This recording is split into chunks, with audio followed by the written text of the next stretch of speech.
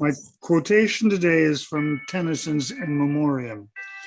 And one of the things that I love to do when I'm studying a poet is to see if there are any living descendants. When I was doing my PhD on Shakespeare, I looked and couldn't find any of living descendants of him. But I did find one from Tennyson. He has a great great grandson, Jonathan Tennyson, who is an astronomer and he works at the University College of London. And I wrote to him and we were in touch and I actually visited him. I'd asked him by mail if how he feels, about coming from such a glorified lineage. And he said, Tennyson's poetry has cast a big shadow in the family. I try to stay as far from it as possible. When I got to his office, when I got to his office, I found this part of In Memoriam in a frame on his wall very prominently. And I looked at him and I said, so you try to keep this poetry as far from you as possible? And he said, yeah, sometimes I like to keep it. Here it is. There rolls the deep where grew the tree. O earth, what changes hast thou seen? There, while the long street roars, hath been the stillness of the central sea. The hills are shadows, and they flow from form to form, and nothing stands. They melt like mists at the solid lands, like clouds. They shape themselves and go. Thank you very much, and back to you, Marty. Okay, thank you, David. Yes, Michael. I would like to say something before David goes. I've thought about something, and I don't. It's not my intention to take too much time away from this, Marty. But I found this interesting, and I hope that everyone here would find that interesting. And so I was asked to play some Hanukkah music, and so I don't play that kind of music. I don't do that. I just don't do it, or play for choirs. That's not what I do. And so I was thinking about Irving Berlin. Now, I think we all know Irving Berlin. He's a Jewish composer, and he's also very well known for some of the best Christmas songs ever. And so I looked and researched, and I wanted to see what kind of Hanukkah music Irving Berlin wrote, and I couldn't find any. So I found that rather interesting. Being a Jewish composer. Yeah, it is. Thank you. Any guest on? I have a question for David and anyone else who into poetry. Are you familiar with the poetic form Kimo, K-I-M-O? No, I don't think so. It's an Israeli variant of haiku, and it's the 3 lines, no rhymes, 10 syllables in the first line, 7 in the second, and 6 in the third line. You've given me some homework to do, Don, and thank you. Yeah, did you say that was an Israeli variation? Yeah. Israeli, which Israeli poet utilized this form? Do you know? I don't have that to hand, Steve. Oh, just curious, because there are a few well-known poets I don't remember, and I actually had to study their poetry when I was in Israeli high school, and Bialik is one. I think we all heard that name. And mine Bialik is actually a descendant of his, and Chernyakhovsky is another. But there are also medieval poets. So yeah, I'll have to. How did you spell that? K-I-M-O. I don't know what it is in. K-I-M-O. Yeah, I don't know. Maybe the rabbi just came on. Maybe the rabbi knows something. Morning. What are we asking? What about this poetry form? It's supposedly an Israeli haiku poetry form. I don't know about it. It was brought up by Don. I got it from Robert Lee Brewer, who is a poetry editor for Writers Digest magazine, and he says it's an Israeli haiku form called Kimo, and it's 3 lines, no rhymes, syllables, 10 on the first, 7 on the second, 6 on the third line. I hadn't heard of it before, but thought maybe one of you guys had. Steve, I wonder if chemo is Roche Tevot for something. Maybe, yeah, it Yeah. would sound probable because it doesn't Right. sound like a Hebrew word I've Yeah, heard. it's not familiar to me. Maybe it's medieval. I don't know because it doesn't sound like something Bialik that I encountered when I had to study Bialik, Chernyakhovsky, and those No, guys. me- Not me- Alterman. Me neither. Okay, well, let's go on. Glad everyone is here this morning. And I know some people have to leave early, so I'm going to, if those people who have to leave early who raise their hand that they want to say something, I'm going to be calling on them first so that they have a turn in our discussion. Ricky, where did we leave off? 23:9. 23:9, that's what I thought. Are we to read that today or did we finish that? Start with 9. 23:9, okay. You want to read that, Ricky, since you have it in front of you? Yep. Thou shalt not, Just that verse. right. Thou shalt not oppress a stranger, for you know the feelings of the stranger, having yourself been strangers in the land of Egypt. Okay. Have we heard that before? Every Passover. Yes, but have we in Torah, how many times so far? I mean, we've covered it several times, I know. Any comments about it? This section, it was supposed to be for the judges. We had discussed that before. And I find that that what we're going to be doing is reviewing some of the things for the individual and the community, but the judges themselves are to take this to heart, the same things we are supposed to take to heart. And remember, all of this was given, we had spoken in the past, all of this was given to the people. Okay, the people come first. Now the judges, okay, and then it's going to go further.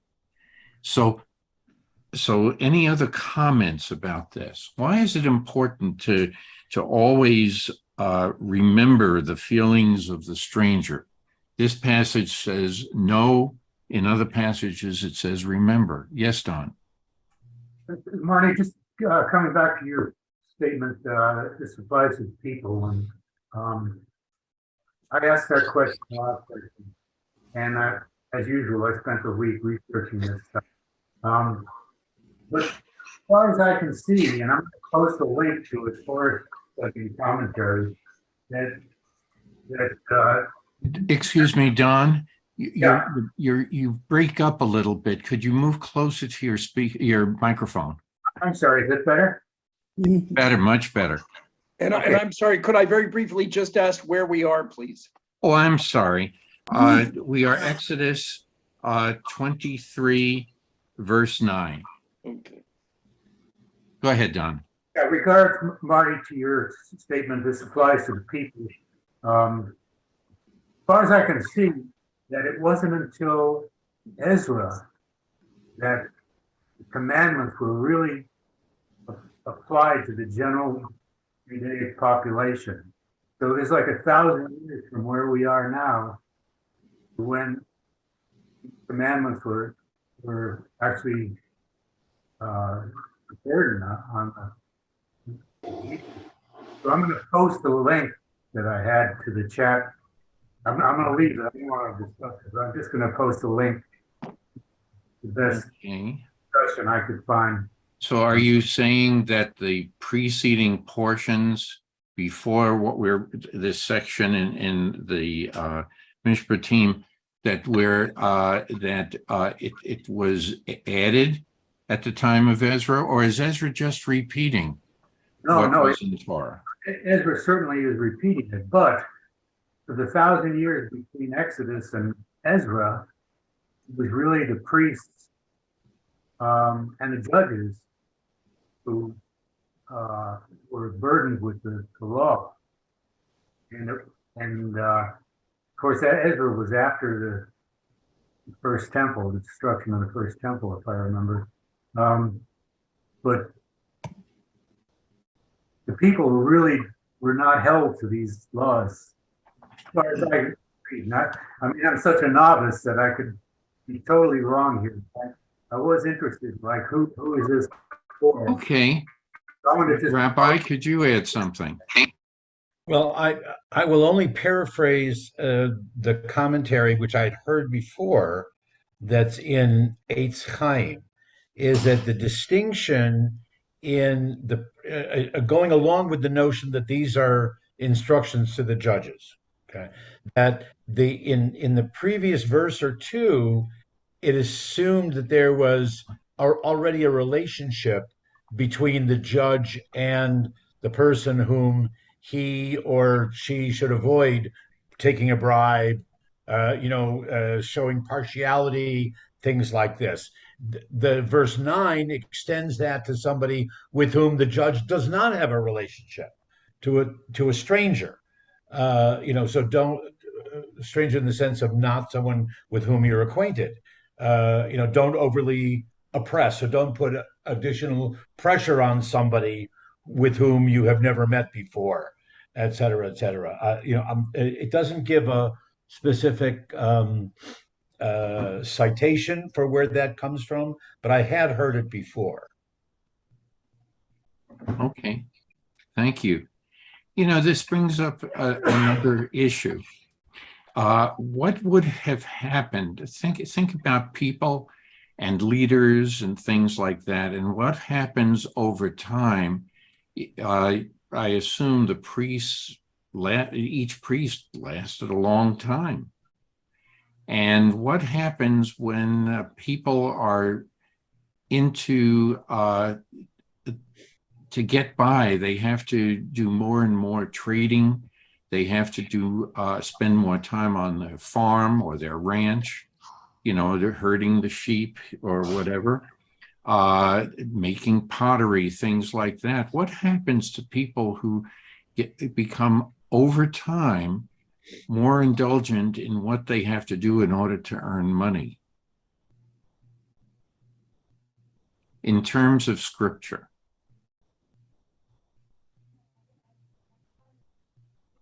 And in terms of reading the prophets, do they start to lose their way? They can. And they then rely on the priests to have more and more, and little by little, the influence around the Israelites. Remember, if we fast forward to Canaan, they really don't wipe out all of the Canaanites, and over time they mingle with the nations around them. Now we're reading. It isn't fair.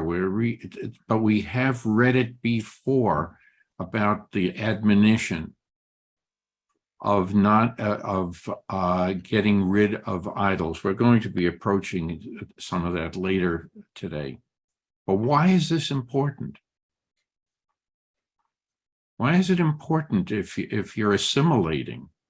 Yes, David. Well, I'm not really sure why. Well, of course I'm sure. But it is the very first of the 10 commandments. You're not going to have any other gods before the one God. And he put it first for a reason.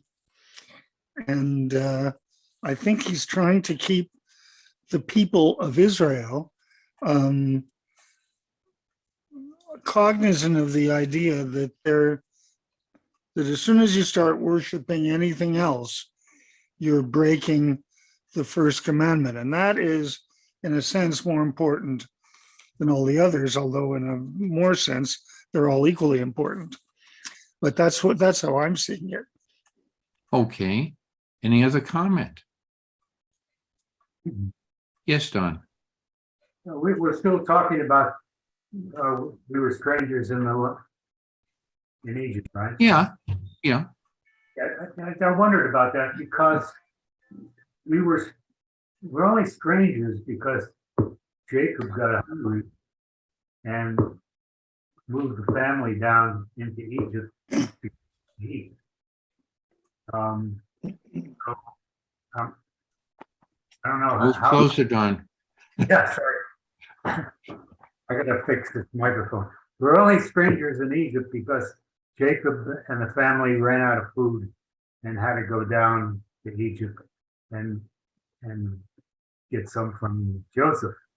And that was, so I'm not sure when this verse applies. Is it strangers then or strangers several hundred years later when the Hebrews were enslaved? Because they did assimilate before that. So I don't know when does this apply is my question. Okay. Yes, Steve. Yeah, well, to me, this whole concept, the concept of a stranger, who is a stranger, really applies in a situation where there is no separation of church and state, as there was back then. Okay, they didn't talk about Jewish religion. It wouldn't have even been a concept. There was only our people, and part of being part of the people was the people's practices and so on. So to us, we can't make the mistake of seeing it too much through our eyes, in the modern concept. We live in the US. There's a total separation of church and state. So there's not exactly this same situation. Now, there are states where there is not separation of church and state, such as the state of Israel, which we support, most of us do, but it can present problems because that does create this perspective of person, is he one of us, one of them? And in those situations, you do have to very much keep it in mind. So, this applies to that, older situation or a situation that does occur today as well and can cause problems when we see people as, well, are they one of us or are they one of them? And why is that important? And where does that distinction end? Okay. Any other comments? Yes, David. One And of the things that Don. this is leading I'll towards, take and it's also going to cycle. lead No, lead go into ahead. Go the ahead. next, and Go it's going to ahead. lead into even more in the next verse, is the concept of the people. And this is something that if you go to the National Archives building and look at the original copy of the Constitution, the three words at the beginning emphasize "we the people." And that is very biblical, comes right out of Exodus and kind of comes right out of here. And this is not meant for the kings. It's meant for everybody, all of us. That's And right. if one person ignores it, then we all fail. And then we have to go to Shul on Yom Kippur and ask for forgiveness, even if just one person fails to follow that. Good point. Yes, Helene. I'm going to let Helene go first on, and then yes, Helene. I've been thinking, I always go back to this, but I've been thinking there are no differences in any of us. We are all God's children. If we believe in one God, whether you're Catholic or Mormon, it doesn't matter, church or state. If you go down to your heart, to your soul, and you believe in your one God, then we are all sisters and brothers. And therefore, we don't have to do this to each other. If we could accept that and love one another as divine beings coming straight from God, and our children, aren't they the ones that teach us the songs from Hanukkah? Well, we're giving the church and the state, everybody has children. I don't see any difference, but this is Helene. I look at the total thing is God and his need. God needs us to be his children. He doesn't like us, this business of what we're doing. Good point. Very good point. Yes, Don, and then Rabbi. Yeah, first to Steve's point, I think talking about tribalism, basically, people have been tribal since before the period we're reading about. So everybody draws distinctions between us and them, and it's been universal in the world. And to Eileen's point, I wish we could get over that, but we don't seem to be able to. But one thing related to that, which I find disturbing, is that, well, within Judaism, because of our inbreeding, there are a lot of so-called Jewish illnesses. And it turns out that something like 25% of Israelis are handicapped due to these various genetic illnesses. And so we have Israeli scientists, biologists, and biochemists, and biogeneticists trying to re-engineer Jewish DNA to get rid of these illnesses, which scares the hell out of me, because now we're into eugenics, which is the deepest, most horrifying kind of tribalism, and which Hitler based all his genocidal regime on. Was so okay. Anyway, so I see the barriers of tribalism that's really profound and disturbing right now, and with science, the way. Well, this is part of Don, what you bring up is very important, but all of this is in the context of an admonition against tribalism. Remember the stranger, okay? Or because we were once strangers. And we go through this multiple times, every time we read through Torah, and also at Passover, and it's brought up at other times as well, other services as well. And so it's an attempt by reminding us and to go through everything again and again, year after year, is important. But what happens when we forget to go over things year after year? Our memory starts to slip. And the bad things in behavior can pop up. And I think that's part of this message too. Anyway, Rabbi, you've been sitting there very patiently. Thanks, Marty.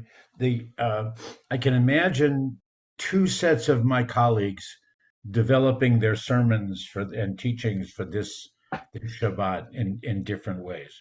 I can imagine the political activists saying this is a lesson and admonition and whatever in the immigration crisis, and how we should be not oppressing those who are still only strangers in our midst, because remember that we had that experience, thousands, et cetera, et cetera, et cetera.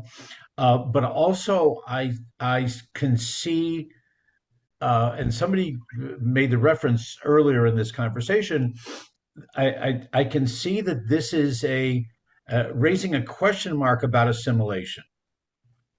Okay, that, and not just to the judges, but to the leaders of the people in whatever title they claim.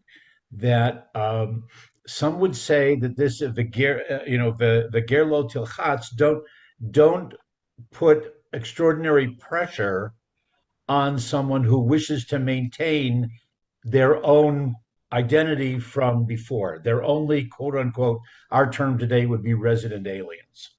Okay. Again, remembering the tension and the pressure that we have felt, Jewish people have felt all through our history of between assimilation and maintaining our culture, cultic practices, however you want to see them. And so the admonition perhaps to the leaders in whatever role they play is, hey, remember that people have their own inner pressure about this. Do I want to remain as a resident alien? Do I want to convert? Do I want to adopt into or be adopted and welcomed into a different society?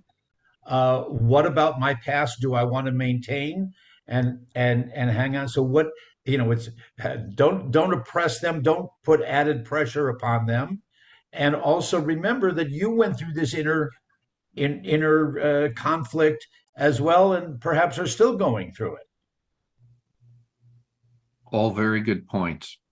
Thank you. Thank you for summarizing what a lot of us were trying to mention. So I thank you very much. Any other comments? Well, let's go on to verse 10. Okay. 6 years you shall sow. 10 and 11. 10 and 11. Yeah, that little paragraph. 6 years you shall sow your land and gather in its yield. But in the 7th year you shall let it rest and lie fallow. Let the needy among your people eat of it, and what they leave let the wild beasts eat. You shall do the same with your vineyards and your olive groves. So, comments about this? I thought we were supposed to leave the gleanings every year. Why here it's only on the 7th year? Well, in addition to every year, you have or every harvest. Every year you harvest, but Right. you don't go back to collect what has fallen down. This is 7th year, you don't harvest at all. You don't do anything. That's right. Oh, but in the 7th year you shall let it rest is the whole thing. Okay.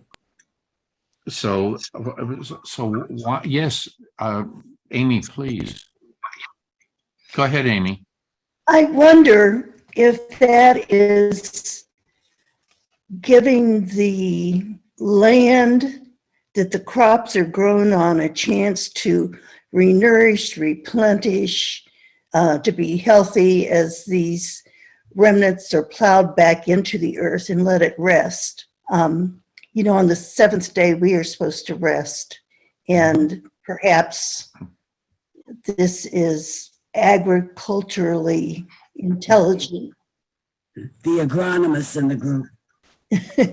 Well, no, it is very it's very important. Even to this day, farmers let certain acreage lie fallow for a year before they pick it up, and there are good scientific reasons for that as well. So we've learned from that perspective.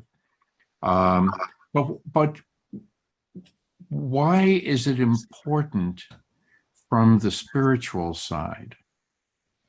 We can address it from the practical side, but why is this a very important thing from the spiritual side? Yes, Steve. It actually comes up, there's a hint to that, to the answer to the question you're posing in the Hebrew, where there's a word that's used, and I'm just seeing in the commentary here, this isn't just my idea, but a word that's translated as refreshed, bayinafash. Actually, that's the root is nefesh, which is soul. Right. Okay, so it's sort of acknowledging that, if you don't sort of stop your activity and do a little bit of contemplation, your soul suffers. That's the time to sort of work on the soul things, which is what we do, try to do every Shabbat. Right. So that's a good way of looking at it. So are we saying that, or implying, let's put it this way, are we implying that even the plants and land have a soul that has to be renourished, refreshed? Yeah. And that's not just a Jewish idea, that's a Native American idea too. Very much so. That's right. You can't just exploit it. Everything has a soul, and you have to thank the animals for their meat and thank the land for the food that you're being given. So why do it also for the wild beasts? Why do this also for the wild beasts? In other words, they can graze on this. Why are the wild beasts important? Oh, So everything is part of the system. Yeah. Yeah. What are wild beasts? If what are wild beasts in turn with regard to your tame animals, your herds of sheep and goats and whatever you else? use them, you utilize them, but Utilize them, but it's something that's put into your. Yes. It's not given to you in total ownership. It's given to you as a stewardship, as a responsibility. It's a living thing, and it needs to be cared for. Okay, but a wild beast is also a stranger. Uh-huh. This sort of ties in to what we were talking about. It just, you have a choice. An elephant crashes into an agricultural area. You have two ways of dealing with this. You can try to get it out of the area so it can survive. Suppose it's a tiger. Now, if it's a ferocious tiger and is going to be a man-eater, well, they have to kill it. But if it's not, there are reports of animals learning something. Maybe it's to get along with them too, if you're looking after them. What happens if a strange dog or cat comes up to your house and it's all scrawny? You have a choice. You can call the pound, or you can to remove it, or you can feed it a little a bit of food or milk or something like that, and they'll usually be very grateful. Sometimes they'll want to stay, but you have to sort of coax them away. But yeah, we used to get a lot of strays, and we lived on a cul-de-sac, and every year there were multiple dogs, cats, other critters that would find their way into our area, and it was very interesting. Word got out. There's a sucker that lives there. But no, it's just something that you start. It's the stranger. And also there's a lesson. If you can treat a wild beast by giving something to it, why can't you give that to a human being? If you can treat the animals nicely and beasts nicely, why can't you treat humankind in a nice way? So I think this has a lot more to it than just, oh, let everything lie fallow, replenish and everything. But it's in the same context of what we just read. It's not just things bunched together. So also now, I'm getting it, Amy, I'm getting a very big echo. Do you have two devices running? No, but I'm getting messages on my Okay, that's screen. probably why. Does that help? Okay. Anyway, but now it brings us back to us again. So, Ricky, if you would read verse 12. 12 it is. 6 days you shall do your work, but on the seventh day you shall cease from labor, in order that your ox and your ass may rest, and that your bondman and the stranger may be refreshed. Okay. And on the seventh day he rested. Okay. Any other comments? And now it's saying what we just went over. Yes, Rabbi. There's actually a part A and a part B of this mitzvah. And the part A is you got to work for 6 days. we always focus on the resting on the seventh, but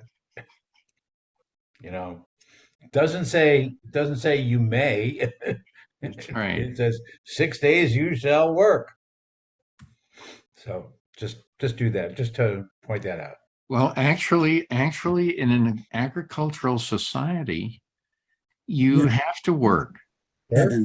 You have to work. Those animals need to be fed and groomed in some cases. Cows Sometimes need to be milked. That's whatever, right. Mm-hmm. That's right. It's a big responsibility taking care of those animals. And so this would pose problems. When a cow is available and giving milk, you can't really let it go a full day because problems can arise. How far back did we have to hire people to do it because of the Sabbath? I don't know the answer to that question. I had cottages and people had to come up. I had Orthodox families because I was 2 blocks from the synagogue. And if they came on Friday, this was before I converted. And I'd say, you want me to be your Shabbos goy? And they say, nah, we got timers. They figured out how to deal without a Shabbos goy. Okay. Yeah. But it becomes an interesting issue way back. Exactly. I'm going to call on Amy first and then the rabbi. Mm-hmm. Well, this question is directed to the rabbi. Oh, okay. If I own animals and the Sabbath comes, aren't I still obligated to work on the Sabbath to take care, to feed my animals and milk my cows? No, the impression was, and that's why Marty's kind of asking the question, was you have a humane responsibility for the animals to be taken care of, but you do not do the work. Okay, you're not supposed to work. Neither you, and this is what I was going to respond when I raised my hand. Neither you, nor your spouse, nor your children, nor your slaves. Okay, That's right. So the notion of a Shabbos goy, of someone to come in and turn on the lights, before we had automatic timers and things like that, which were incidentally invented by an Orthodox Jew. But but a Shabbos goy, you don't pay a Shabbos goy. You ask, they're supposed to ask you if they can do you the favor, kind of thing. Because the minute it becomes a job that's work for them, then that's not permitted also. It's I mean, they've developed over the centuries and thousands of years. They've developed little loopholes, here and there, especially some of the very creative things that they did, originally on kibbutzim in Israel, for example, those that cared about the Shabbat laws. but um, but technically, the Shabbos goy, or one who's going to do these things for you, milk the cows or whatever, is not supposed to be paid. Okay. You can have other, if you think about it, there are ways of Sure. doing things on other days. But is this another practical reason for being kind to the stranger? Oh, Ricky's smiling and that's barter, that's like very selfish. I'm only kind to you because I need you on Shabbat. And well, that's one way of looking at it. But Yeah, that's right. Maybe it's that you should have people on board that are going to be doing that already. Who knows? But it becomes a very interesting issue. So it's a necessity then to have some strangers amongst you, so that things you're not allowed to do and your servants are not allowed to do can still get done. Can this be prearranged? I would assume so. I don't know. What do they do when they hire someone, Rabbi? I've never been in that situation, so I don't know how that person was dealt with. I offhand, I don't know either. I know that the overriding context was supposed to be that the person's the non-Jew, supposed to be doing you a favor. Yeah. Okay. Right. Yeah, that's why I asked. I didn't wait for them to ask me. I asked them. They want me to turn lights on or off. Okay. I won't dwell on this. Okay. Ricky, if someone else has a book, they can read too, if they want. Otherwise, Ricky, go ahead. Verse 13. 13. Be on guard concerning all that I have told you. Make no mention of the names of other gods. They shall not be heard on your lips. Well, we've discussed this already, but again, for the judges, any comments about this? Okay. All right. The whole paragraph up to 17. Go ahead, please. Yeah, okay. 3 times a year you shall hold a festival for me. You shall observe the feast of unleavened bread, eating unleavened bread for 7 days as I have commanded you, at the set time in the month of Abib. For in it you went forth from Egypt, and none shall appear before me empty-handed. And the feast of the harvest, of the first fruits of your work, of what you sow in the field, and the feast of ingathering at the end of the year, when you gather in the results of your work from the field. 3 times a year, all your males shall appear before the sovereign, the Lord. Only the men, where somebody had to pick. Only the men. Only the men. And what are the holidays that are mentioned here? Okay, the unleavened bread is Passover, the Feast of the Harvest. Oh, is that? Isn't ingathering the Sukkot? I've got those two confused. Yeah. Sukkot, the So fall far, harvest so is good. Sukkot, right. Yeah, So far, so good. Is Sukkot the harvest or the ingathering? Well, it's the fall harvest, which is known as the ingathering. Okay, so Sukkot is the ingathering. Okay, The harvest would be between Passover and I'm drawing a blank. So you have the Feast of the Harvest and a Feast of the Ingathering and a Feast of the Unleavened Bread. Well, we already mentioned the unleavened bread. And the ingathering, but I'm drawing a blank on the Feast of the Harvest. Is that Purim? No, that wouldn't be Purim, would it? Shavuot. Oh, duh. There's Okay. another holiday. Yeah. uh, Well, I think Shavuot, isn't that when we receive the Torah and we study all night? Yeah, but that's not the way it's commanded in the Torah. Oh, okay. That's why I wasn't putting Sukkot there, because I didn't In think the Torah, Shavuot is the festival of first fruits, the first fruits of the Right. springtime. Okay. So what holiday are they referring to? Pesach? No, that's the Feast of Unleavened Bread. Yeah, Pesach, Shavuot, Sukkot, then, in that order. You have Well, that. in the order of the months, one starting with month number 1, it would be Pesach, Sukkot, Shavuot. That's what I Right. just, yeah. Yeah. The order So that- we've left out, that's right. yeah, it's the order that they're listed here. So Shavuos or Shavuot was, Rabbi, could you speak about that a little bit? About what, Marty? The Feast of the Harvest and the Festival of First Fruits.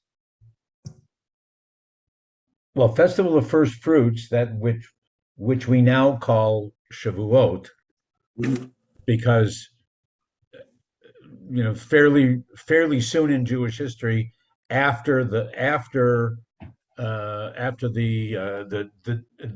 diaspora became the main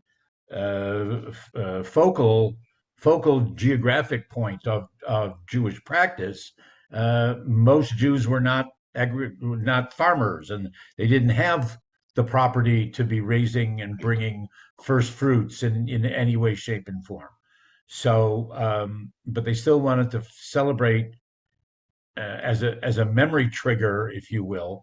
They still wanted to celebrate Shavuot, or so they added later on. They added this notion that this was when Moses went up to the top of Mount Sinai, received the 10 Commandments, and they went back and did a little bit of creative mathematics and arithmetic, and added the number of weeks and whatever, since the second day, starting at the second day of Pesach as opposed to the first day of Pesach, and boom, and they came up with 50 days for the to celebrate and in that way. And then Shavuot took on an entirely, except for the agricultural society that re-arose in the state of Israel, in Palestine and Israel.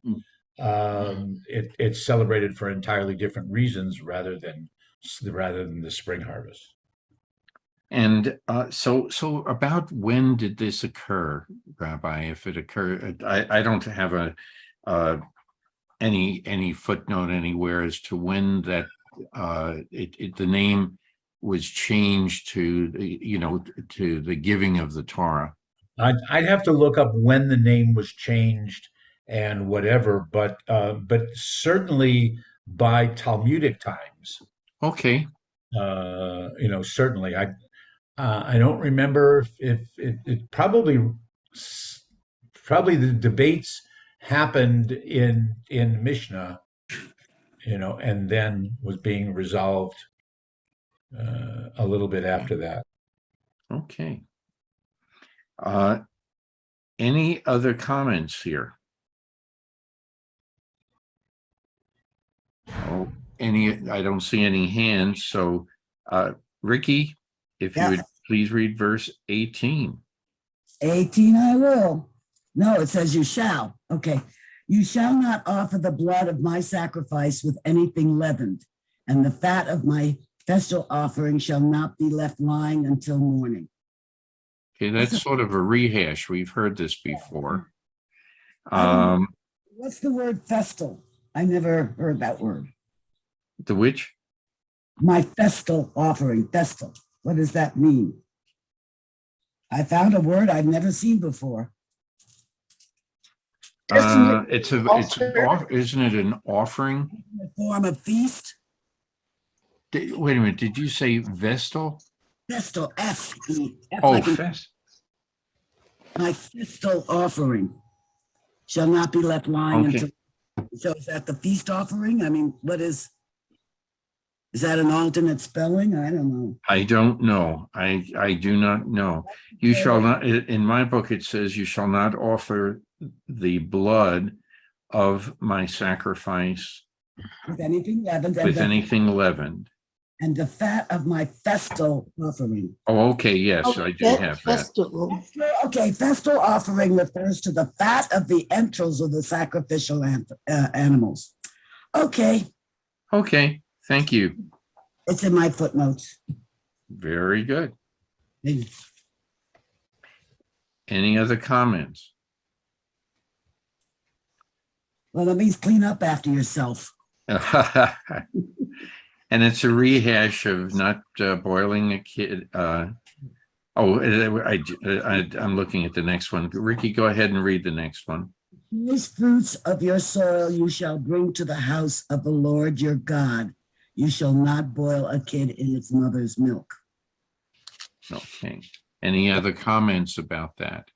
Well, boil a kid in its mother's milk, which turned out to be such a prohibition in kashrut. I originally understood that to mean don't kill the mama and the baby, because then you're killing off your species. That's another way of looking at it. Yeah, so that's just it's not just my interpretation. I've heard it and I like it. Okay. Any other comments? Okay. Ricky, verses 20 through 22. Okay. I am sending an angel before you to guard you on the way and to bring you to the place that I have made ready. Pay heed to him and obey him. Do not defy him, for he will not pardon your offenses, since my name is in him. But if you obey him and do all that I say, I will be an enemy to your enemies and a foe to your foes. Okay. Other than a legal, we commented on this way back in Exodus with the covenant. This is sort of covenantal. Okay. Any other comments about this? Is this portending the coming of the Messiah? Or what is, well, that because the him is not capitalized, H-I-M is not capitalized. So It's the angel. It's just an angel, just a run-of-the-mill angel, nobody special. Marty? Yes. Yeah, just my own Perush here. This is Hertz, Hebrew, but the word in Hebrew that's translated as angel also translates as messenger, actually. So, you don't want to get misled by the English translation. And taking it as messenger, it can actually be referring to Joshua, who completed the task of entering the land. So it's kind of saying, well, you've been listening to Moses more or less, remember to pay attention to Joshua as well, because he is also a direct representative. Okay. Okay. So not, but it fits. No, it this fits. isn't something I'm just coming up with. This is in the Hertz kind of. So it's not, that's the translation that unfortunately, sometimes we get misled by the English translation. You get stuck on the English translation. Remember that it's just a translation. Any translation is also an interpretation. And Malach is also a messenger. Mm-hmm. It's not necessarily a divine being with wings, right? Or however you want to visualize it, or a cherub, or a fat little baby with wings. It's. Doesn't Samuel mean messenger of God?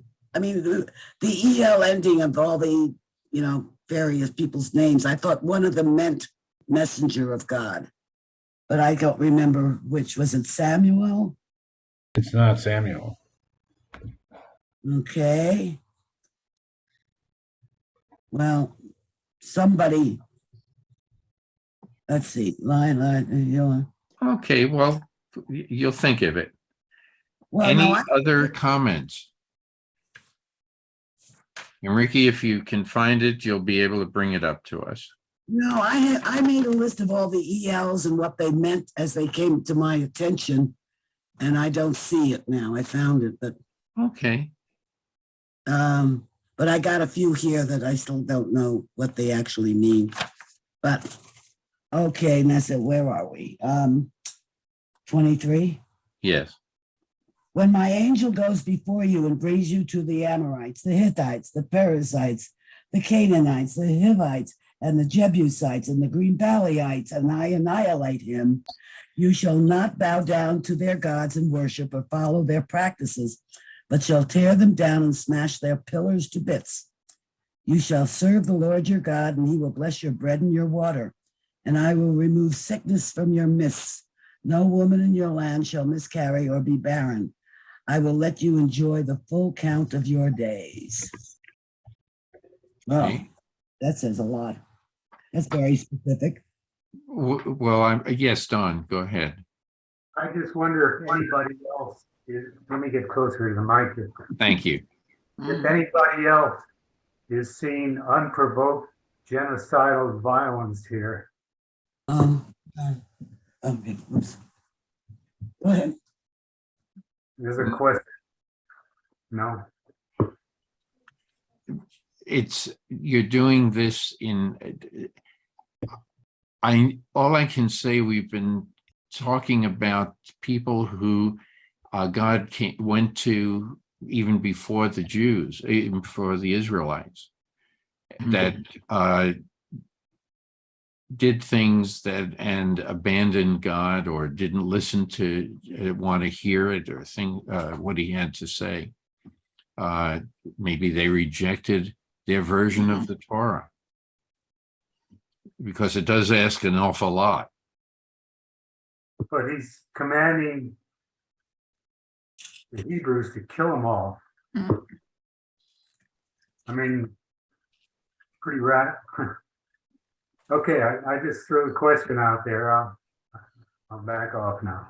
What I find interesting, it is if you look at the latter part of verse 23, with God speaking, and he says, in essence, and I annihilate them, or I will annihilate them.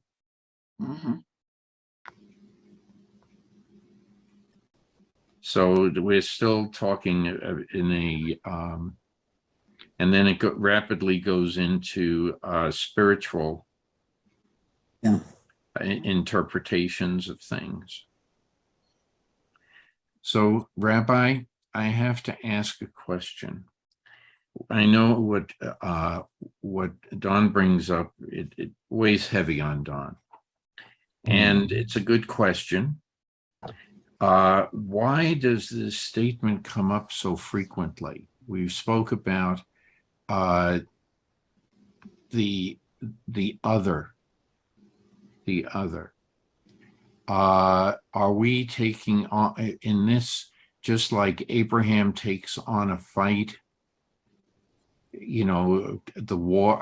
What is it? The 3 against 5 or something like that, or 4 against 5. I forget the number.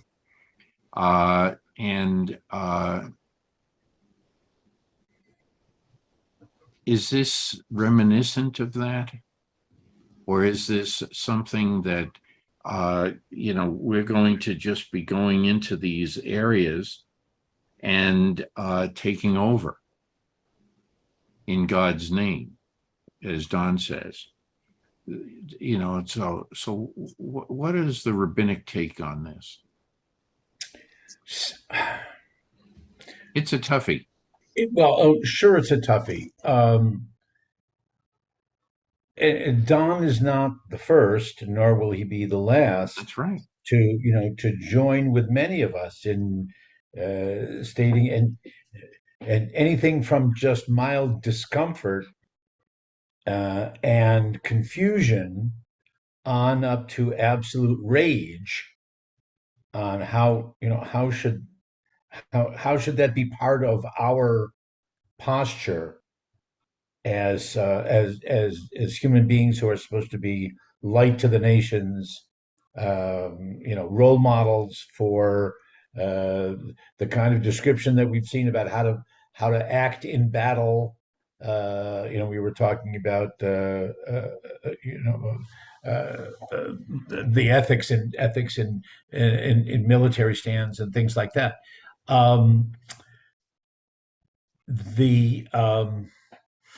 I guess the prevalence of response that I'm familiar with, or that come to mind right now. One, and we might just toss this off. One is that it's just hyperbole. It's just, especially if you see this as not being the exact word of God, but the word of a human author who's trying to put words in God's name and adding the anachronistic and a human dimension to what we would expect if God's part of the bargain to be. Okay, that if we've tried to maintain peace, if we've tried to establish friendly relations and alliances with someone, but they continue to not only reject us but reject God, then this is what God says. Listen, I am going to do this. I am going to take care of your enemies. Your foes are my foes. You're my people. You're my children. I'm going to protect you, even to the point of destroying them, whether you like it or not. I mean, we're not really given the choice, in that we were given choice in how we conduct our battles. But God does not say that. If it comes to this, I'm going to, I'm going to use all of my power to destroy them entirely. So it might be hyperbole in that sense. And then the other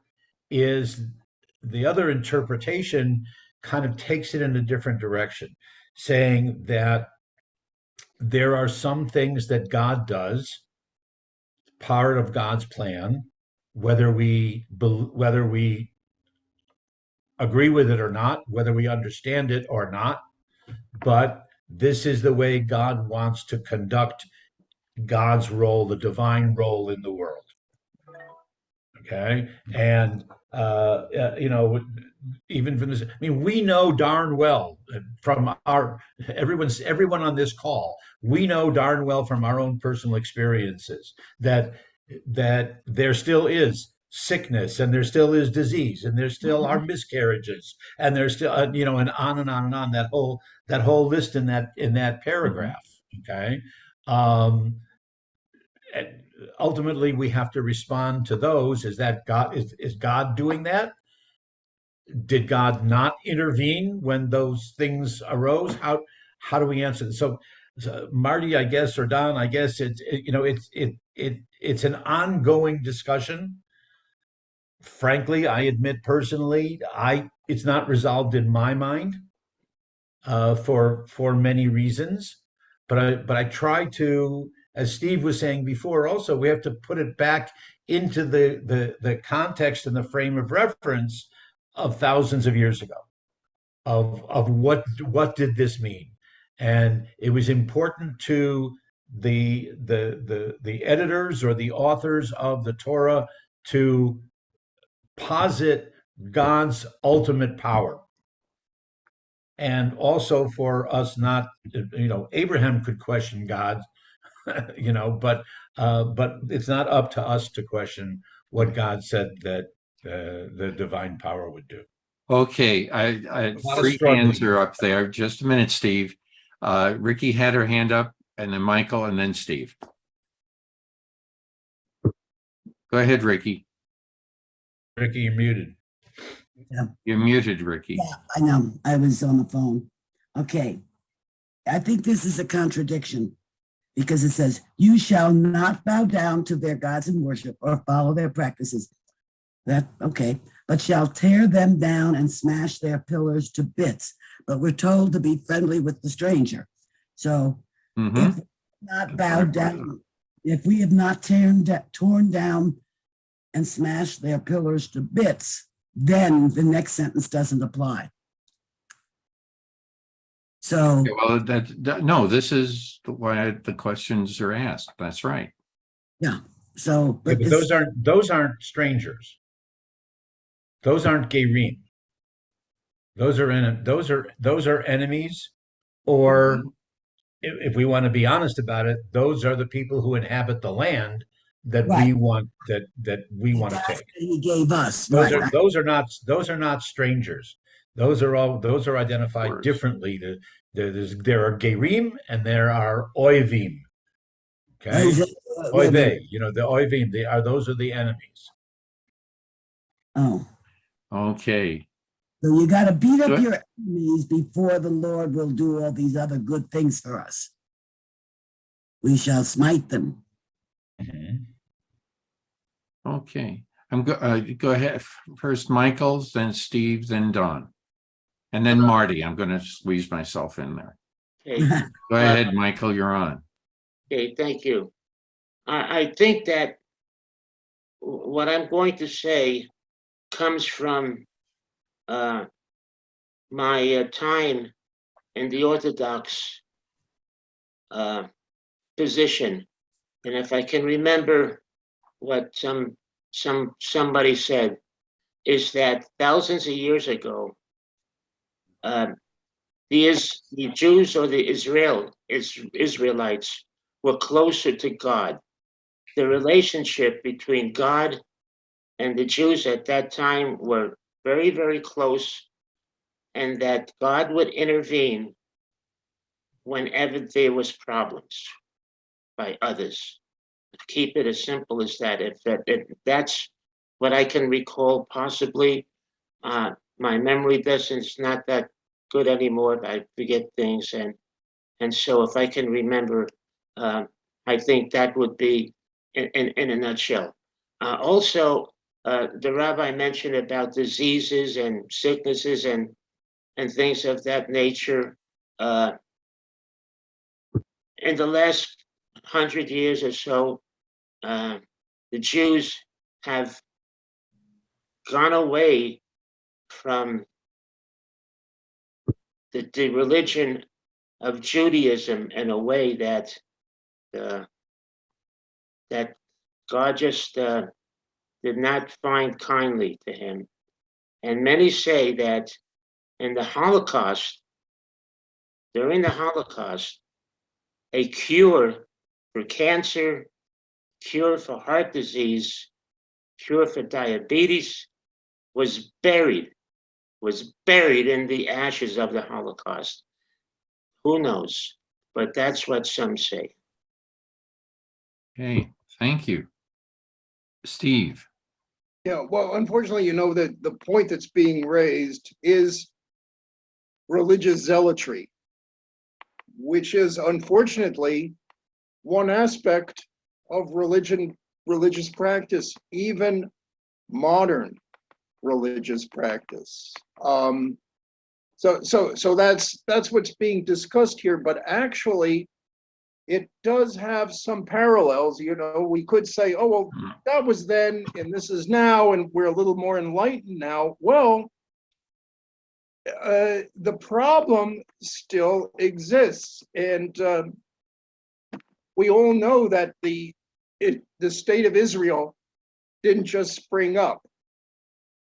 There was a Zionist enterprise beforehand, and that Zionist enterprise very early on was not looked on positively by the Arab populations that were in that territory. I'm just finishing up a very interesting book by Israeli novelist Amos Oz, and I recommend it to anybody. title of the book is Judas. And yeah, you can get it in English translation. I'm actually listening to it on audiobook on English translation, but it does present a probably a made up, a fictional character who is an opponent of Ben Gurion, who actually says, you know, we are heading towards a direct confrontation with the Arab population here. It's not going to end well. It's going to end with one war after another, which sounds prophetic. I mean, that's the way things have ended up. And this person supposedly advocated that our state, we should not be setting up this state as a Jewish state. We have to make it a secular state with Arabs and Jews together. I'm going to stop talking now because my I understand. is Yeah, starting to your kick voice in. is getting But yeah, hoarse. Yeah, but yeah, I understand. I'm Steve. just strongly recommend that. I don't know if the rabbi has a comment about this, but just Okay. wanted to bring that up, that it's not totally an issue of then. That's right. It relates a bit to now as well. Hold that thought, Steve. I'm going to mention some. So far, nobody has said anything like this, but I may have a part of a response for you. Yes, Don. Yeah, coming back to the verse in question. Okay, we're reading the Torah. The Torah is the sacred scripture, and it's everything Judaism is based on. Now, I know Rabbi Norm said that he knows rabbis who are atheists, but I'm going to come back to the basis of Judaism, that it's the Torah, and at least in my opinion, if you don't believe in God, you're really not a full-fledged Jew. But that aside, this verse sets a precedent that God commanded genocide over several tribes, several people. And so now I'm backing off into modern times, and I'm trying to imagine a further verse in an updated Bible in which God says fewer than 50% of Israelis believe in me, have faith in me. And so I commanded a German fanatic to wipe out the Hebrews, as I did to the Canaanites and the Hittites. My people have failed me, and I'm done with it.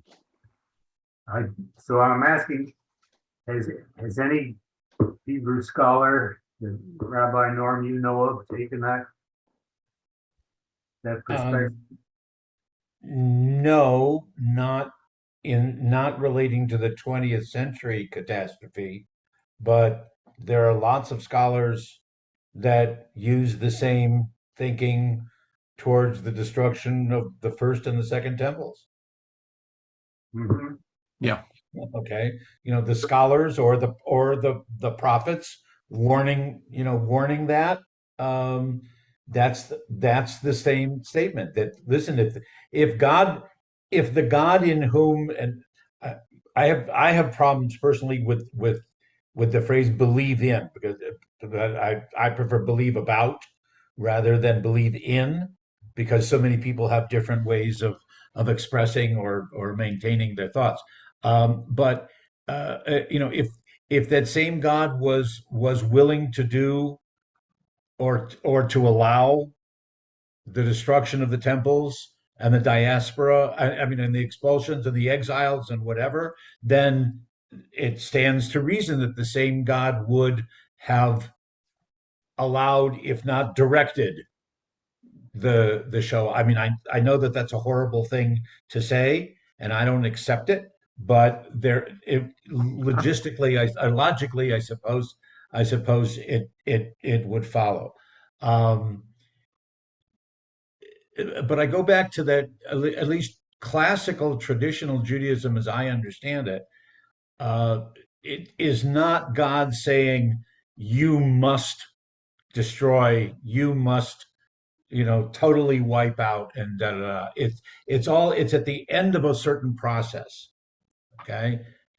That would be the end result if, or that I would do this if, and da da da. And, if all these diseases and whatever, but I will protect you from them if you follow me and if you do this and whatever. So I think that's the way that the classical traditional explanation would be, that it wasn't just a specific decision on God's part or on Moses's part or anything to say, we've decided that we don't like the Ammonites. Well, we're okay with the Moabites, but we don't like the Ammonites or the Jebusites, and da, da, da. So let's just put it in our doctrinal literature that God wants them destroyed.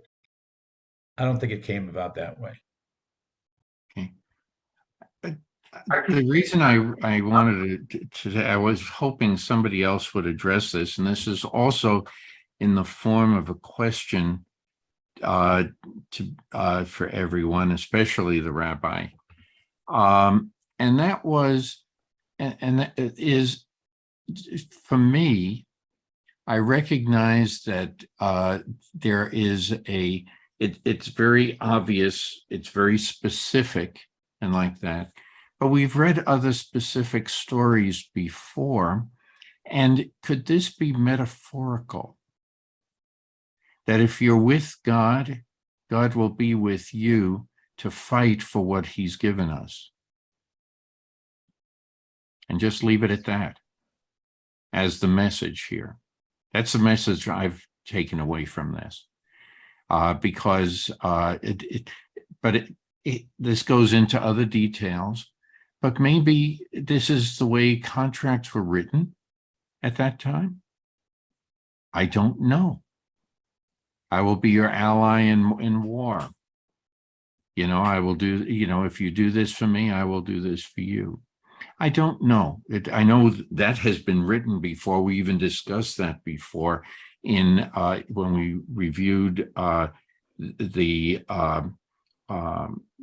passages dealing with what God says to Abraham and how things are sealed at the end of a contract and like that.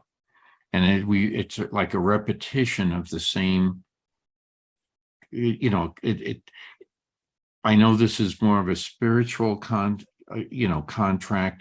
but it's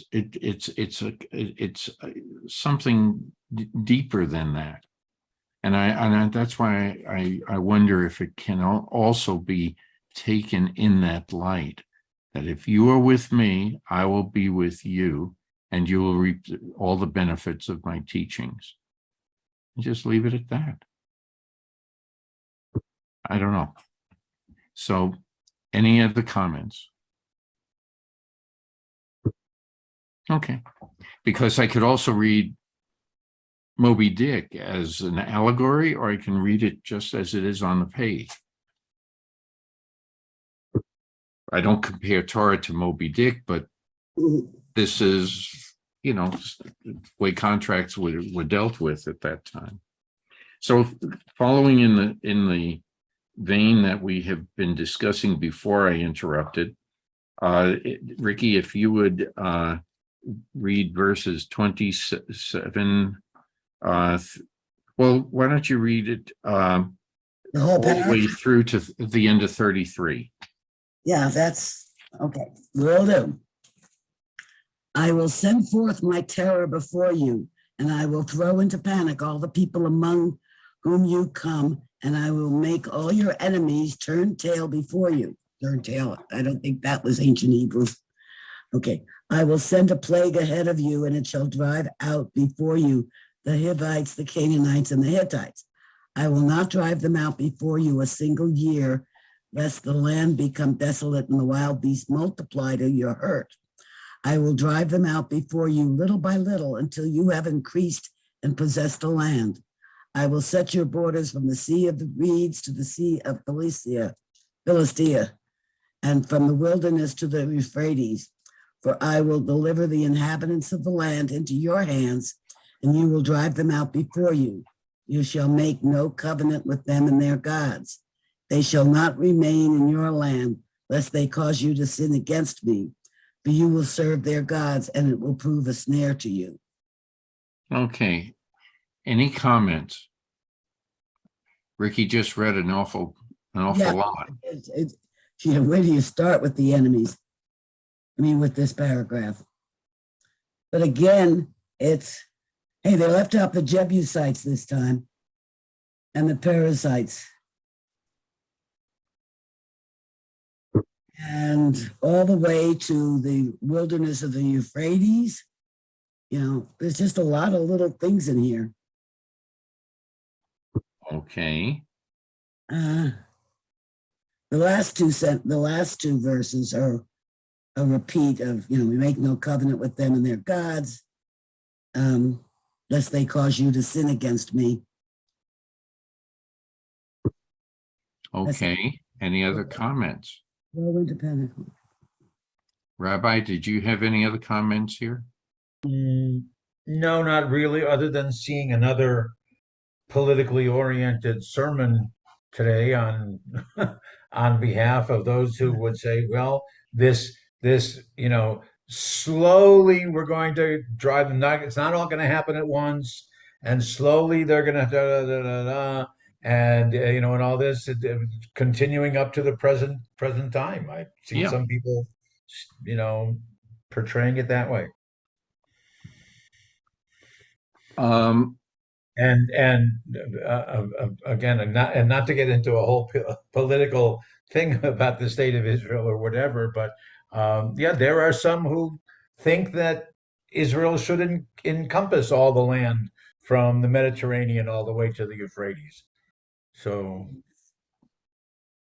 well, that's where Abraham came from Ur. On the other side of the Euphrates, he came from. Yeah, right.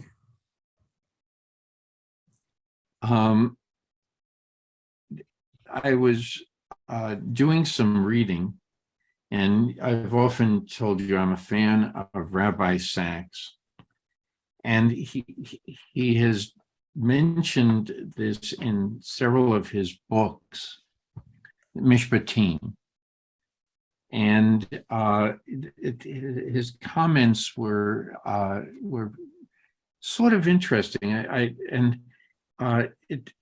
He sounds. I'm just going to read a paragraph and several other little odds and ends from some of his writings on this, because he felt that the Mishpatim were very, very important, because that has become one of the main thrusts of Judaism, is the morals and ethics. And we'll get into this. The title of this is God is in the Details. The contrast between the Parsha of Yitro and that of Mishpatim is immense. The former, the Torah takes us to the greatest encounter ever between human beings and God, the revelation at Mount Sinai, with its broad statement of principles properly known as the Ten Commandments. In the latter, we are suddenly plunged into a plethora of detail: laws about the release of slaves, liability for personal injury, protection of property, and so on. We seem to move from the sublime to the prosaic, with an all-encompassing moral and spiritual vision of the small print of a law code. Yet there is a profound connection between them, and it is Rashi, the greatest of the Torah commentators, who gives us understanding of what is at stake. Rashi. And these are the laws, wherever the Torah only uses the word these, it signals a discontinuity with what has been stated previously. Wherever it uses the term "and these," it signals a continuity. So here it is to teach that just as the former commands, the 10 Commandments, were given at Sinai, so these, the civil laws, were given at Sinai. Why then are the civil laws placed in juxtaposition to the laws concerning the altar? That's going to come up. And so why would we be told to place the Sanhedrin near the sanctuary? Which you shall set before them, God said to Moses. You should not think I will teach them a category and a law 2 or 3 times until they know the word verbatim, but I will not take the trouble to make them understand the reason behind the law and its significance. Therefore, the Torah states, which you shall set before them like a fully laid table with everything ready for eating. And he goes on to say that the laws have a human face behind them or in front of them. He says God is in heaven, but we honor him here on earth. That is what Torah, the word that means law, teaching, ethical instruction, is about. An example: do not follow the crowd in doing wrong. When you give testimony in a lawsuit, do not pervert justice by siding with the crowd, and don't show favoritism to someone just because he is poor. We've covered a lot of this in our discussions. The third principle, and most remarkable of all, according to Rabbi Sachs, is the idea that law does not belong to the lawyers, belongs to the people. We've also discussed that on several occasions. We also discussed loving the stranger. He also talks about the 10 Commandments, or all of the Mishpatim, in another way. Their uniqueness is not straightforward. As moral principles, they were mostly not new at the time. Almost all societies have had laws against murder, robbery, and false testimony. There is some originality in the fact that they are simple statements of "you shall not," as opposed to "if then." But they are only 10 commandments among a much larger body of 613. We still have a long way to go. And the Torah calls them the 10 utterances, hence the Greek translation Decalogue, meaning 10 words. We've covered some of these things, but I just wanted to bring up one last thing, and that is empathy. A lot of the things that we've just been discussing are to make us empathetic. If we can see it in ourselves, and as a Jewish people, we have been through so much, we also then, through empathy, consider the other. And that's what the other discussions that we've had. He, in his book on ethics, he has life-changing ideas.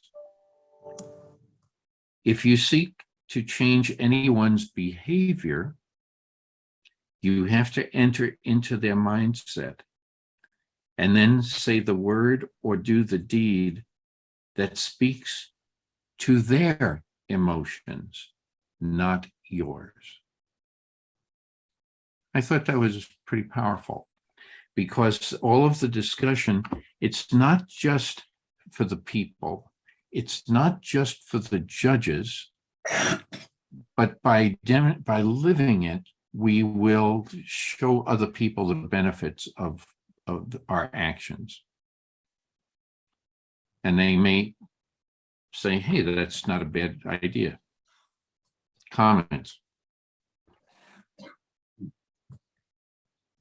Everyone agrees or everyone disagrees? Okay, Amy. Well, I agree. The Jews in Israel are living that concept by taking in their enemies that have been wounded in war and treating them in hospitals and giving them the medical care they needed without prejudice. And I think that's a beautiful illustration of that whole concept. Okay, good point. Any other comments? So no, everyone agrees with Amy? Everyone agrees with me? I don't know what people are thinking. Well, it's good. Or It's Rabbi good. It's Sack. good. It's good teaching. You know, it's very good. It's very good teaching. There's nothing. I don't think there's anything in what you said, what you read, and what he said that's problematic for us. Okay. Okay. So, shall we begin Exodus 24? Verse 1. We covered a lot of ground today. Yes, we did. Then he said to Moses, come up to the Lord with Aaron, Nadab, and Abihu, and 70 elders of Israel, and bow low from afar. Moses alone shall come near the Lord, but the others shall not come near, nor shall the people come up with him. Okay, what's going on here?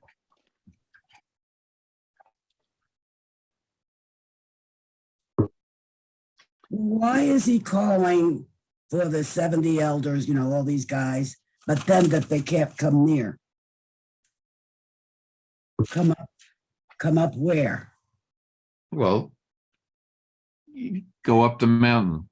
Are we, oh, I thought we passed the mountain already. No, it's still there. Oh, We're going to be here for a long time. okay. At the rate we're going, it's going to be a long time. To the mountain for all of 23. Let's see. He doesn't come down from the mountain the second time till like chapter 34. We got a while to go yet. Oh, That's right. all right. So he's he's saying he also wants Aaron and his two sons to come up, And along 70. with the 70 Two of the four elders. sons. Two of the four Yes, sons. yes. The oldest two. The oldest ones, the eldest, and the 70 elders of Israel, but not to get too close. Let's put it that way. From afar. And bow down to him. Okay. Any comments? Do you remember from years past the stories about Nadab and Abihu? Don't go there yet, Marty. I won't. Don't go there yet. All right. Okay. Because that's my book. You can't. Okay. I'm sorry. Get into that yet. Right. Okay. But because these are the 70 elders. These are the judges. You and the judges and the high priest and your priestly clan. I want you all to hear this up close. Yes. Yeah. I just want to say that for a generation or two, at least in the reform movement, maybe to a certain degree in the conservative movement, I'd have to really do more research, but I know for a fact in the Reform movement that especially post World War II, temple buildings, the architecture, the sanctuary design always had 3 levels on the bema going up to the I've ark, seen that. Yes. right? Okay, all right, and they based it on this notion that all the people were on the floor level. Then one group could come up so far, another group could come up so far, but Moses was the only one who could go all the way up there. And of course, the senior rabbi of the temple was like Moses, who could go all the way to the ark. But no one else, even the assistant rabbis, and I know that from personal experience, even the assistant rabbi was not allowed to get up in worship. And if I'm rehearsing a bar mitzvah kid, I could do it, can take the ark. But in worship, the senior rabbi was the only one who could go up on to the ark itself. Believe it or Interesting. not. Interesting. You sure that wasn't conservative? That wasn't orthodox? Well, I didn't.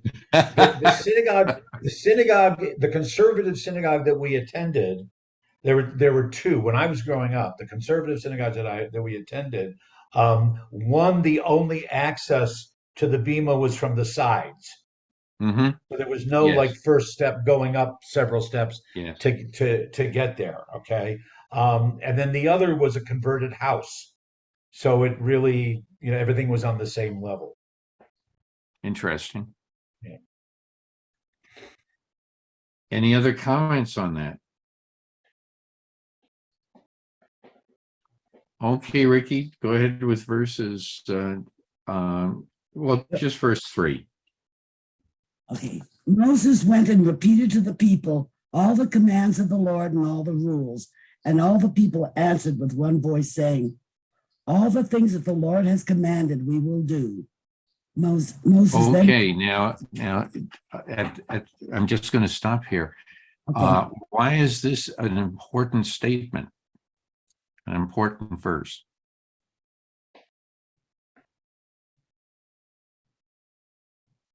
Well, I mean, the people are agreeing. I mean, that's.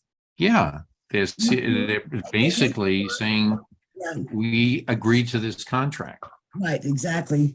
Let's rehash the contract. Let's reread it to make sure you understand it and then agree. Okay. Marty? Yes, go ahead, Steve. Yeah, I did. But the expression though is very specific. The expression in Hebrew, it's Naaseh v'nishma, which is intuitively, that's the opposite of what you would expect. It says we will do and we will listen. Mm-hmm. Or we will hear what you're saying. Usually you would think, well, somebody wants to read a contract and know what it says, then think about it and then say, okay, we agree, we're going to do it. But it's exactly reversed, which is, that the rabbis sort of emphasize that they are already, that the commitment comes first, actually. And then as you commit to the mitzvot, it becomes a part of you and it starts to make sense, and it's educational. Okay, you may not understand it totally a priori, but you'll understand it'll become part of you afterwards. And I think the rabbi raised his hand there. Okay, thank you, Steve. Yes, Rabbi. Yeah, there's a very famous commentary. I don't know if it's specifically because we this image, this visual image of all the people, God Moses reciting the words and the people all answering Naaseh or Naaseh v'nishma, Naaseh, we will do it, and hence and also then we'll recite the Shema, however you want to translate it. But the famous commentary is that the focus or the emphasis is on the fact that it was kol echad, that it was unanimous. Okay. with the interpretation being that no one Jew at any time in history can fulfill all of the Devarim, all of the mitzvot. Because some of them just, I mean, I'm not a Kohen, I can't do the ones for the Kohen. And some are for women, some are for men, some are for this, some are for that. Some have to be in the land of Israel, whatever it is. So no one Jew can fulfill all of them. But when all the people together say, we will do them, we will make sure that they are performed. That becomes the most important part of the ritual, or the accepting of the covenant, if you will, or the contract. Very good. Thank you. Thank you. Any other comments? Ricky, you're on again. That was fast. Moses then wrote down all the commands of the Lord. Okay. So he's also a scribe. The scribe, right. And note that the Hebrew is not mitzvot. It's not commandments. It's commanded statements. And it's a different word. Okay. So when we see that, Rabbi, what does that mean? Why the difference? Well, don't know. What do people think is the difference? There's some of them. Again, the classic statement would be the difference is between that which was written down verbatim and that which was already had interpretation by Moses as he wrote it down. Okay, in other words, yeah. whether or not it had the quotation marks. But this is something when a stenographer is involved, part of the training has to be to not to change a word. Right. Okay. Because even though the word may mean the same, it may not mean the same in each context. Of course not. And there are a large number of Jewish philosophers in the late 19th century, all the way through the early 20th century, that were discussing this in whether it was in German or French or English, and they got involved in a lot of this as well. So it's a very interesting. It maybe because Moses was writing all of this down, a little chip in the rock in the wrong place, it just happened. And we have a totally different translation. Maybe those stone tablets were expensive to replace. Yeah, that's right.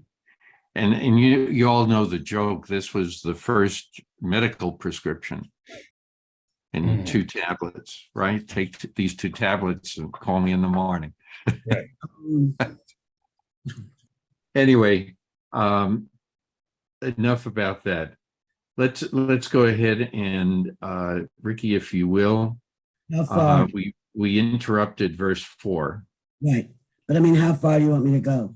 Until I just read verse 4. With early in the morning, he set up the altar. Early in the morning, he set up an altar at the foot of the mountain with 12 pillars for the 12 tribes of Israel. Okay. Yeah. Yes, Michael. But before Ricky was speaking, I must have missed it. Okay. I just wanted to mention that interpretation that there, and we talked about this before, about the 2 words, ethical and morality and ethical, how they get, as I stated, I was talking to a retired attorney that we both know, and I talked about that. I used the word moral, and he's just switched right to the word ethical. And I didn't use the word it. I used the word moral. And so how these things get translated mixed up, but I thought I'd just throw that into the conversation. Sorry. That's okay. Okay. Yeah, that can happen. That can happen. So, so an altar with 12 pillars, how large an altar would this be? Pretty good size.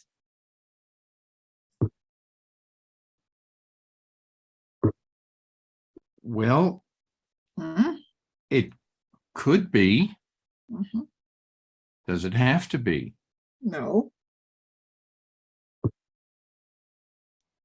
Could you build an altar with 12 pillars on a smaller scale? Sure. It all depends on the size of the pillars. That's right. That's right. Could it just be rocks? Mhm. Doesn't say. So I think we can read into the way we want. And by the way, that's the other thing about any written word. It's not only what a word denotes, it's what it connotes. And so there's an emotional flavor to a word. And it may be used in a multitude of contexts, and as a result, the one word may have multiple meanings. And you know that from a thesaurus, reading any thesaurus in any language. Yes, Rabbi Roman. Yeah, I mean, I was just thinking, in what you're saying, not only the meaning from different people who may have, English is a second language, and so they hear the word and picture it a little bit differently. None of us, to the best of my knowledge, none of us who are on this call right now have architectural background. Okay, but you talk about 12 pillars and building an altar. To an architect, that might mean something totally different. Right. I know that some of the I remember one of the rabbis, again, don't remember exactly which one, commented on that each of those, talking about a pillar, but the pillar was reminiscent of the ladder that Jacob in his dream kind of thing. And that's how he pictured each of those, each of those pillars. But again, you could just as easily translate the word as foundation post, not necessarily pillar. And is there a difference and whatever? Yeah. That's right. And then again, you can have a rock as a pillow. As Right. some, Anyway. Well, that's if you've got a New Yorker pronouncing pillow. Put a pillow on the head. Okay. Okay. So in addition to that, Ricky, read it on, please. He designated some young men among the Israelites, and they offered burnt offerings and sacrificed bulls as offerings of well-being to the Lord. Moses took one part of the blood and put it in basins, and the other part of the blood he dashed against the altar. Then he took the record of the covenant and read it aloud to the people. And they said, all that the Lord has spoken, we will faithfully do. Moses took the blood and dashed it on the people and said, this is the blood of the covenant that the Lord now makes with you concerning all these commands. Okay. Any comments?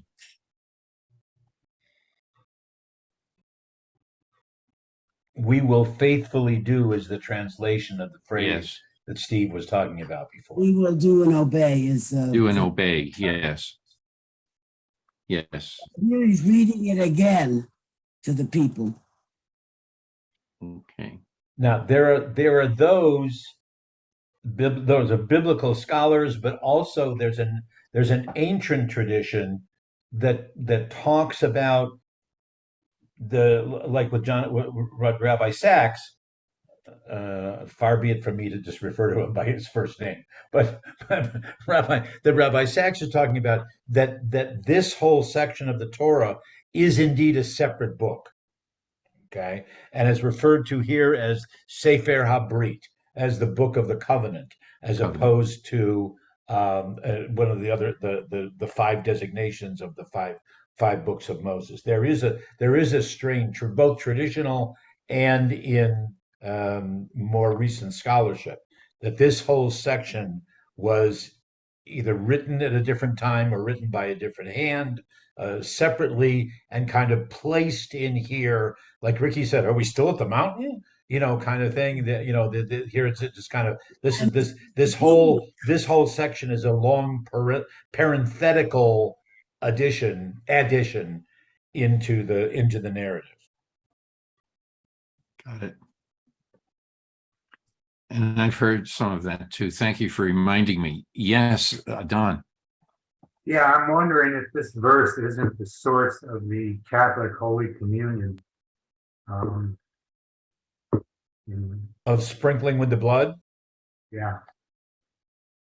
The holy water, using the holy water and the wafers. Yeah. I don't know the actual the Move wine. closer. Move closer. You fade out. The wine and the wafer, where Yeah. wine is the blood of the sacrifice. Because there's so many echoes in Christianity. Of course, there are echoes in Christianity of Judaism, but I'm wondering if this isn't the source of that ritual. I have a hunch it is. Yes, Amy. Well, I have a different perspective on that, Donald. At the Last Supper, Jesus took the bread and said, "This is my body broken for you, eat." And then he took the wine and he said, "This is my blood spilled for you." And I think that is the source of the communion that some Christian faiths use, the blood and body of Christ. Yeah, I think that's what I was saying, Amy. Good The point. modern practice is the Holy Communion, but it does go back to the Last Supper, yeah. Well, it makes me want to ask if, and maybe the rabbi can explain this, were the people really covered in blood? I mean, did they really toss blood out on all the people gathered as to seal the covenant that they agreed to? No, I think the word is sprinkle rather than rather, it doesn't say that they were showered with blood, or covered with blood. That there was a kind of a sprinkling. We got to remember that being touching blood would render someone's ritual practices impure.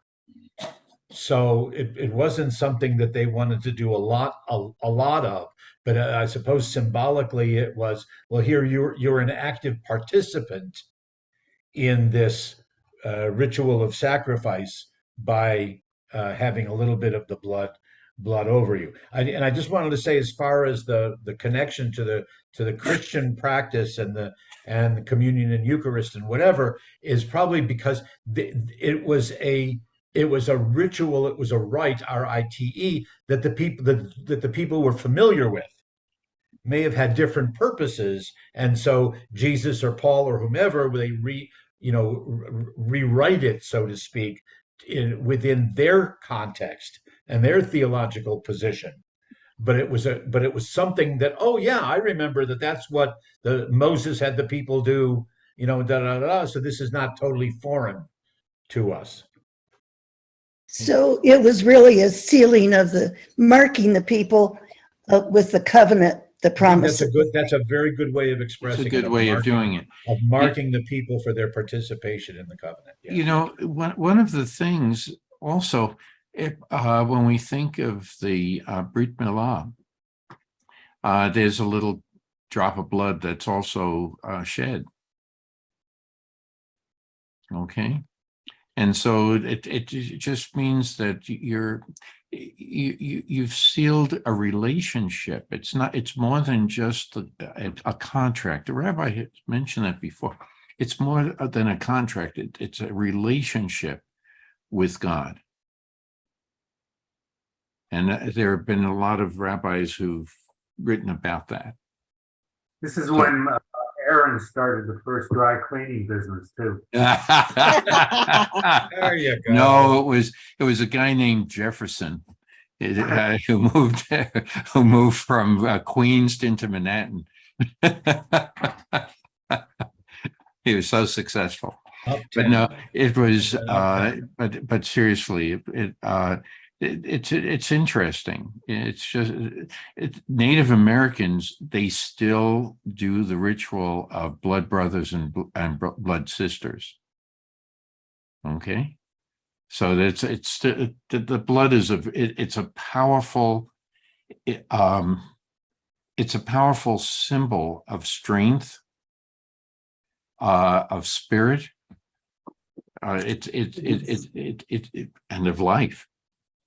Also, No, wait a minute, Ricky. The rabbi had his hand up. Okay, well, no, Ricky, go ahead. Go ahead. And teenage boys still do it. They're blood brothers. Right. Yeah. Right. Yeah. Yeah. It's one of my professors, who has since passed away, Ellis Rifkin. A lot of his research and writing was on the